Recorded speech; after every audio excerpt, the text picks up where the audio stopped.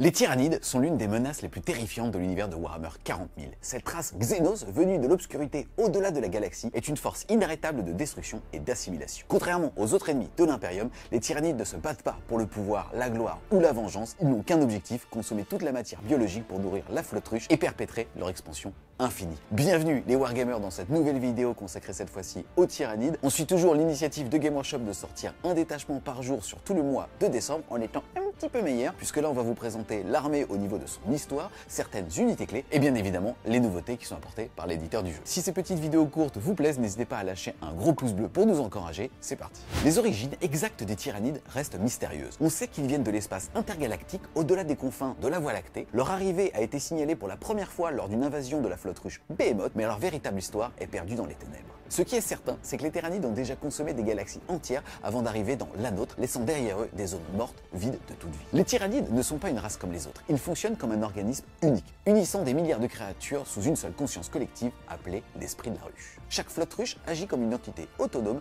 mais elle partage tous les mêmes objectifs, consommer et assimiler toute matière biologique pour produire de nouvelles formes de vie tyrannides. Ce qui les rend super cool en termes d'ADN, c'est que pour les tyrannides, la galaxie entière n'est qu'un vaste buffet et leur appétit est insatiable. Contrairement aux races Xenos ou aux forces du chaos, les tyrannides ne laissent derrière eux aucune civilisation, aucune ressource et rien d'autre qu'un monde stérile. C'est clairement une des races jouables de Warhammer 40 000 qui est une des plus cool pour se lancer dans notre hobby, puisqu'elle vous présente un choix vaste de collections et surtout de style de jeu, mais ça, on va le découvrir ensemble.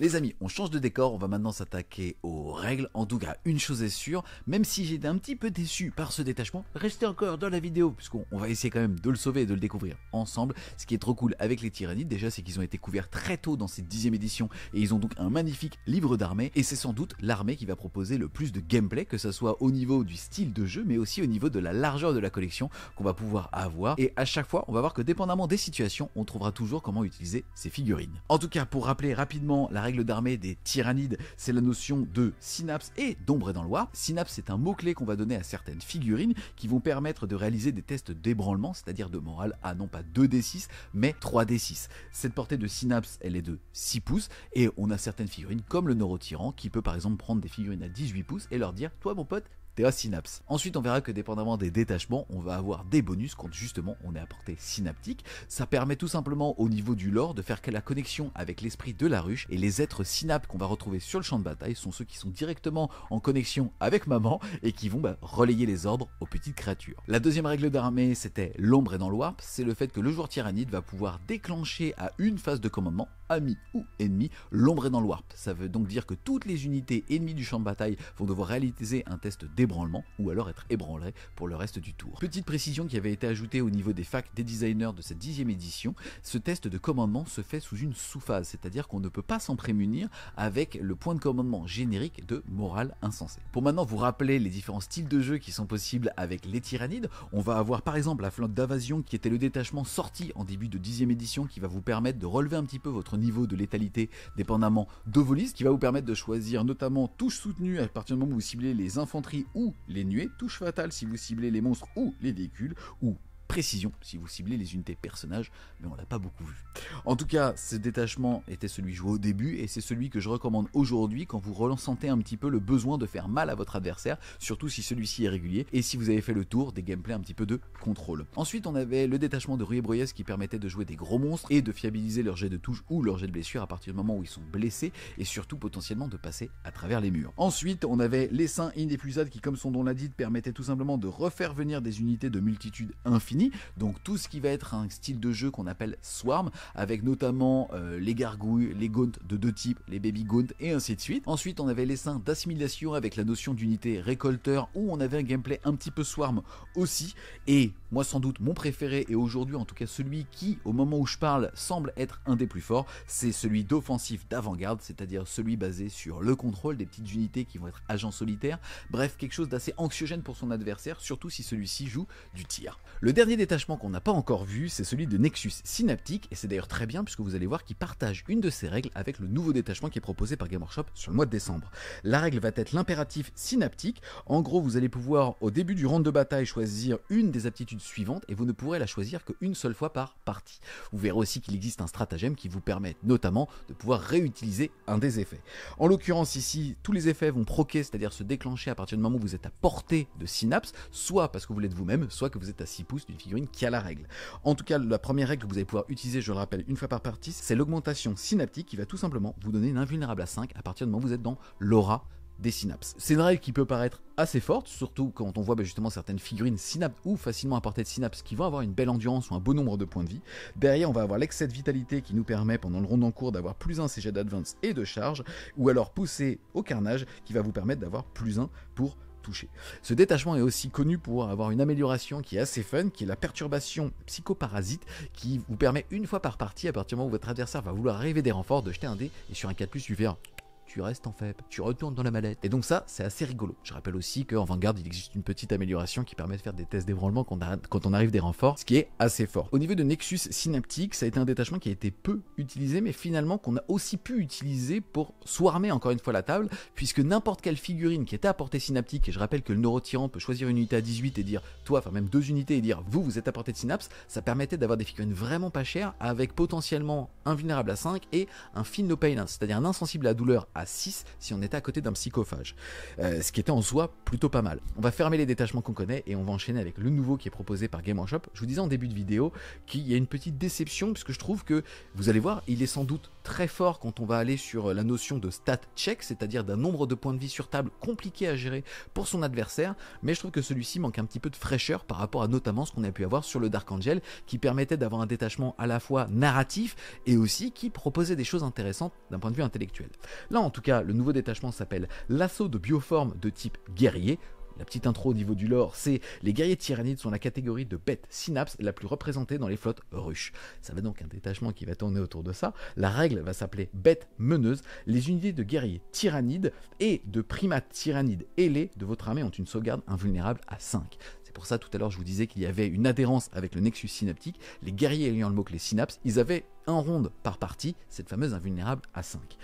Là, ensuite, il y a une petite précision au niveau des mots-clés. Je rappelle qu'il y a 2 types d'unités de tyrannides. Ceux de mêlée qui vont être à 75 points, les 3, et ceux de tir qui vont uniquement être à 65 points, les 3. La deuxième partie est assez intéressante puisque ça dit que tous ces fameux guerriers tyrannides vont passer en ligne, c'est-à-dire que leur nombre d'unités présentes dans vos listes ne sera plus 3, mais 6, et en plus de ça, ils vont passer contrôle d'objectif 3. Avant d'aller dans la suite de ce détachement, ce qui est intéressant, c'est de regarder aussi le profil de ces guerriers tyrannides. On est sur 3 points de vie, endurance 5, sauvegarde à 4+, et contrôle d'objectif 2.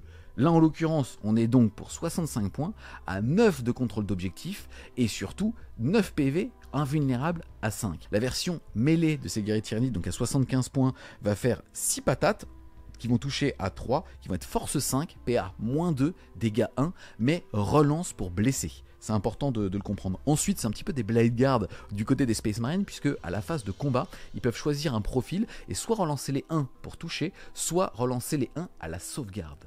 Et là, on commence tout de suite à comprendre en fait là où va aller ce détachement, c'est-à-dire que notamment au corps à corps, on sera en invulnérable à 5, relance des 1 potentiels. Ou alors 3+ pour toucher, et vous allez voir qu'on va pouvoir les améliorer facilement, relance des 1, et derrière, relance pour blesser. Ensuite, on va retrouver la version de tir de ces guerriers tyrannides qui sont donc 10 points moins chers par tranche de 3. Eux, ils vont pas avoir l'aptitude de relance des 1, soit à la touche, soit à la sauvegarde. Ils vont avoir la notion de pouvoir désengager et tirer et charger quand même. Au corps à corps, ça va globalement être la même chose en termes de volume d'attaque et de force. C'est uniquement la pénétration d'armure qui elle va être PA-1 au lieu de PA-2, et là on risque de peiner un petit peu sur tout ce qui va être châssis de Space Marine, notamment avec l'armure du mépris. En tout cas au niveau du tir, on va avoir des tirs de force 5, PA-1, dégâts 1, mais surtout toutes les 3 figurines on va être capable d'aller chercher quelque chose d'un petit peu plus burné, et notamment d'aller chercher un canon venin qui va faire des 3 tirs, qui toucheront cette fois-ci seulement sur du 4, force 9, PA-2, dégâts 2. Voilà donc pour les 2 châssis. Je vous parlerai un petit peu plus justement des différentes listes d'armées et où on va aller avec ce détachement une fois qu'on aura vu les améliorations et les stratagèmes. Et pour maintenant vous parler de la dernière datasheet qui va être impactée par ce détachement, ça va être bien évidemment le primate tyrannide ailé. On est sur une figurine à 65 points qui peut rejoindre soit les gargouilles soit les guerriers tyrannides et qui leur donne touche soutenue 1. Donc pourquoi pas. Ensuite, donc au niveau des optimisations, on commence par le tyran synaptique. Là, ça vaut 10 points. On va pouvoir l'appliquer sur un neurotyran. Et cette figurine va pouvoir rejoindre un pack de guerriers tyrannide. Le neurotyran, je vous le rappelle, c'est cette espèce de couille volante qui est assez sympathique, qui a un lance-flamme qui est assez fort parce qu'il a une portée de 18 pouces, qui surtout permettent à la phase de commandement de prendre 2 unités à 18 pouces et de les dire qu'ils sont considérés comme étant à portée de synapse, et qui permet d'avoir plus 1 pour toucher et plus 1 pour blesser si la cible de l'attaque est ébranlée. Là, en l'occurrence, ça veut donc dire qu'on va pouvoir le mettre dans un pack de guerriers tyrannides. Donc, pourquoi pas, au moins il sera protégé. Normalement c'était une unité qui ne pouvait rejoindre que les Baby Gaunt. Donc on la jouait souvent en solo, derrière un mur, pour protéger ce qu'on appelle l'objectif chez nous. Ensuite on va avoir l'adaptation oculaire, elle vaut 20 points, on va la mettre sur un primate tyrannide ailé seulement, c'est donc le primate à 65 points qui va donner touche soutenue 1, et là tout simplement on va avoir plus 1 pour toucher au corps à corps, au tir, dans l'unité qu'il rejoint. Donc encore une fois, vous avez vu tout à l'heure, les tyrannides, soit de corps à corps, soit de tir, touchent à 3 au corps à corps, 4 avec leur canon venin. C'est donc pas mal d'avoir plus 1 pour toucher. Surtout qu'on le rappelle, ils vont donc potentiellement au niveau du corps à corps être en 2+, protocole de corps à corps, relance des 1, et derrière force 5, et on va voir tout à l'heure qu'on peut passer force 7, full relance pour blesser. Donc c'est vraiment pas mal. Ensuite on va avoir l'assimilation sensorielle, c'est sur toujours un primate tyrannide ailé, pour 20 points, l'unité va avoir moins 1 pour être touché. Donc c'est assez intéressant. Je vous parlerai tout à l'heure du petit combo qu'on va avoir sur les packs de tyrannides. Rappelez-vous juste que donc pour 20 points avec un primate, moins 1 pour être touché. Ensuite, on va avoir la puissance élevée. Celui-là, il vaut 30 points. Ça va s'appliquer sur n'importe quelle figurine tyrannide. Et l'unité du porteur va être capable de charger à un tour où elle a Advance. Et donc ça c'est cool parce qu'on manquait chez les tyrannides justement de cette occurrence de course et charge. On l'avait en Vanguard avec les unités qui ont ce fameux mot-clé avant-garde, mais au moins dans ce détachement on va être capable parfois de créer la surprise avec des guerriers tyrannides qui vont passer leur range de menace de corps à corps de 18 à 24 pouces maximum. Ensuite, les amis, on va passer au niveau des stratagèmes. On commence par l'amplification synaptique. Celle-là, elle va coûter 1 PC. On va utiliser soit la phase de tir, soit la phase de combat. On va choisir une unité tyrannide et s'il s'agit d'une unité de guerrier en plus, on va être capable de prendre une unité qui a le mot-clé multitude infinie à 6 pouces d'aile. Ça va donc être les thermagontes, les armagontes, les gargouilles et bref, tout ce qui va swarmer un petit peu la table. En l'occurrence ici, ça va permettre, si nos unités ne sont pas ébranlées, de pouvoir relancer les jets de blessure de 1. Et si il y avait justement dans ces deux unités un pack de guerriers tyrannides, alors on va aussi relancer les jets de touche de 1. En soi, c'est un stratagème qui est pas mal. Vous verrez, ce détachement va manquer un petit peu d'attrition, puisque comme on va vouloir jouer beaucoup de guerriers tyrannides, on n'aura pas forcément d'anti-char ou d'anti-élite. Et donc, on va juste beaucoup saturer à base de force 5 et à moins 2 dégâts 1 au corps à corps. Et c'est pas mal d'avoir une relance des 1, notamment si on commence à aller chercher les synergies dont je vous ai parlé tout à l'heure au moment des optimisations, à base de touches soutenues, puisqu'on va avoir envie de mettre un primate dedans. Au niveau ensuite de l'attrition qu'on va avoir avec l'unité qui aura à côté de multitude infinie, globalement, on touche à 4, on blesse à 5 ou 6. Pourquoi pas avoir une relance D1 dessus? Ça va pas changer la face du monde, surtout pour les guerriers tyrannides. Ensuite, on va avoir l'hypercorrosion spontanée. Celui-là, il vaut 1 PC. On va utiliser soit la phase de tir, soit la phase de combat. On va prendre ici une unité tyrannide qui n'a pas encore été activée. Celle-ci devra être des guerriers tyrannides ou un primate tyrannide ailé. On va ajouter plus 2 à la caractéristique de force des armes de tir et plus 1 à la caractéristique de force au corps à corps. Ce qui est très positif. Ça veut dire que les tyrannides de corps à corps vont passer de force 5 à force 6. Ça veut dire au moins qu'on va blesser tous les châssis type Terminator sur du 3+, ou Boys d'ailleurs, et surtout tout ce qui va être Endurance 3, l'Assista, la Garde Impériale sur du 2+. Et ça c'est plutôt pas mal. Ensuite, le plus de la force au tir, et ben c'est pareil, ça veut dire que n'importe quel petit tir des guerriers de tir vont être force 7, ou alors que même finalement les canons venins vont passer de force 9 à force 11. Et on l'aime ce palier, puisque je rappelle que tous les châssis, on va dire, moyens du jeu type Rhino sont Endurance 9, donc là au moins on les blessera à 3+, et on l'a vu tout à l'heure, on avait en plus ça des occurrences de relance D1. Donc même si on est que PA-2, dégâts 2, il suffit de 5 sauvegardes qui passent, et paf, c'est plus de Rhino. Et ce qui est pas mal avec ce stratagème finalement, c'est que même les dévoreurs de base vont passer force 6, sans PA, dégâts 1, mais au moins ce qui est bien, c'est qu'on sera sûr, quand on va jouer les packs de guerriers tyrannides, d'être sûr d'être une des meilleures armées du jeu en termes de volume de tir et de saturation, un petit peu à la GK dans les anciennes versions, où on balançait énormément de pruneaux, de fulgurants. Ensuite, on enchaîne avec un stratagème qui est l'impulsion restauratrice. Il vaut 1 PC, on l'utilisera à votre phase de commandement en tant que joueur tyrannide. C'est là où je trouve que c'est un petit peu dommage. Et ça va permettre de relever un guerrier tyrannide à une unité qui est en sous-effectif. Donc c'est très bien, puisque en fait pour 1 PC, globalement, vous allez gagner 3 dossés. Et c'est là où ça va être assez fort. C'est quelqu'un qui va vouloir jouer au jeu du deny de vos primaires. Là où normalement c'est le jeu tyrannide qui joue en réaction et qui va empêcher l'adversaire de marquer des primaires, là au moins pour un PC vous rajoutez 3 dossés. Donc l'adversaire va devoir jouer en fonction. Et c'est marrant parce que ça oriente aussi le gameplay qui va être induit par ce détachement. Ça va être, et c'est pour ça que j'étais un petit peu déçu tout à l'heure, vraiment le fait de jouer à minima 24, 30, 36 guerriers tyrannides, voire même potentiellement 72. Ça rentre dans les listes, je vais vous en présenter une en fin de vidéo. Vous avez littéralement 208 points de vie en invulnérable à 5, endurance 5, avec des figurines de 3 points de vie, potentiellement au corps à corps, une relance D1 à la sauvegarde quand on utilise justement les tyrannides là-dessus. Est-ce que la personne arrivera à vous sortir les packs? Je ne sais pas, mais aujourd'hui, normalement, toutes les armées du jeu savent quand même sortir 6 guerriers tyrannides, donc 18 PV, endurance 5 sur un objectif.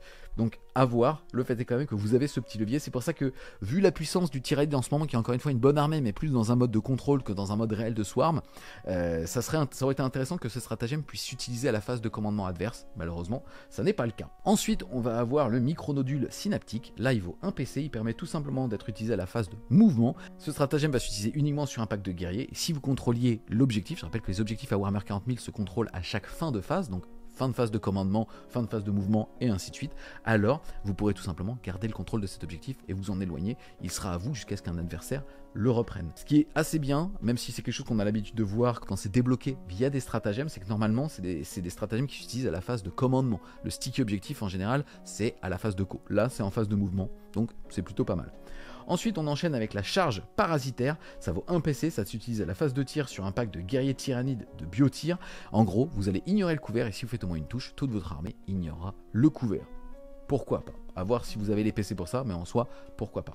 Surtout que le tyrannide, comme je disais tout à l'heure, va manquer un petit peu de cette attrition, sauf quand il s'agit de saturation, et donc de s'assurer un ignore couvert, notamment, même sur un exocrine finalement. Au moins, tu as les guerriers tyrannides qui vont tirer sur une cible, et l'exocrine derrière, il sera paix à -3, même sur le rhino ou quoi, et ça nous assure théoriquement de le sécher, puisqu'en fait, le fait de le rhino de le passer sans couvert, on passe sa sauvegarde de 5 à 6, et en réalité, c'est 2 fois plus de blessures qui passent. Donc pour ça, ça peut être assez intéressant. On termine sur un qui va encore une fois montrer l'orientation de ce détachement, ça va être le bouclier synaptique. Il vaut 1 PC, utilisé à la phase de tir adverse.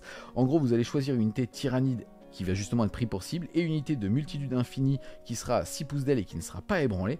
Et si la force de l'attaquant en gros est au-dessus de 5, vous aurez -1 pour blesser votre pack de tyrannide.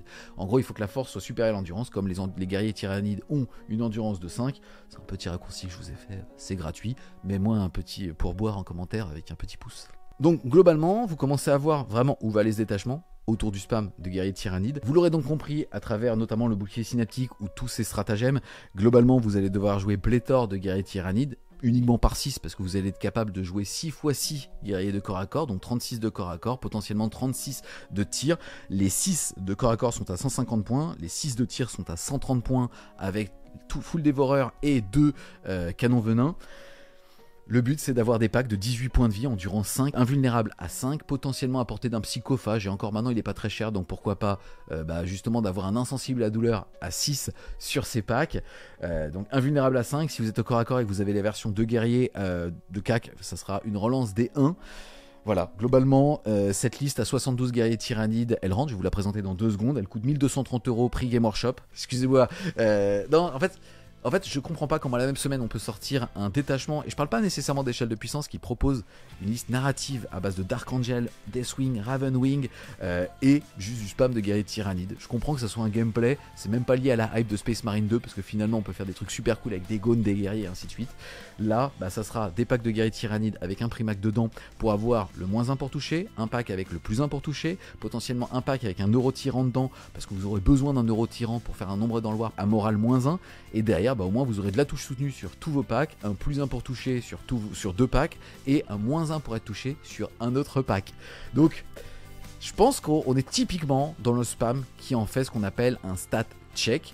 Le détachement semble moyen en termes d'échelle de puissance, sauf quand on joue 72 guerriers tyrannides, où là la personne a littéralement 208 points de vie endurance 5 à gérer avec une invulnérable à 5, et en plus ça t'atteint un petit peu au corps à corps. Voilà, étant, vous le savez, depuis cette 10e édition, archi fan des tyrannides, j'ai une armée magnifique qui m'a été peinte par Wargame Spirit Studio et franchement je kiffe trop la jouer, je préfère le gameplay un petit peu contrôle et ainsi de suite. Là, on va tester à base de 30 ou 40 guerriers tyrannides, parce que l'aubaine est quand même trop belle de faire rager mes potes, mais à côté de ça, voilà, vous jaugerez de où est la saveur de ce genre de détachement. Le fait est quand même que je répète ce que j'ai dit en début de vidéo, les tyrannides c'est pour moi une des meilleures armées du jeu, parce que c'est une armée qui en termes de collection vous permet de tout avoir, et en termes de gameplay de tout faire.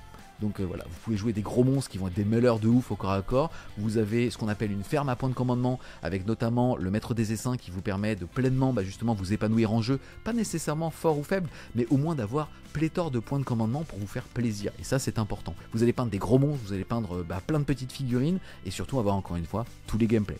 Donc la seule pour moi doléance qu'on a avec les tyrannides, c'est comme c'est pas des humanoïdes, on peut difficilement se projeter sur le champ de bataille comme étant un général, mais ça en fait quand même une des armées les plus cool de l'univers de Warhammer 40 000 avec une patte unique où il n'y a pas énormément de jeux de figurines où on peut jouer plein d'insectes qui sont des énormes monstres, et en plus de ça c'est un petit hommage comme à Starcraft 2, donc gros pouce pour les tyrannides. Voilà les amis, cette vidéo dure est maintenant terminée, j'espère qu'elle vous aura plu. Si c'est le cas, n'hésitez pas à mettre un gros pouce bleu dessus. Si vous voulez supporter French MCU pour les G-Train, n'hésitez pas à aller faire un petit tour sur le Tipeee, le lien sera en description, et moi je vous dis à plus les Wargamers.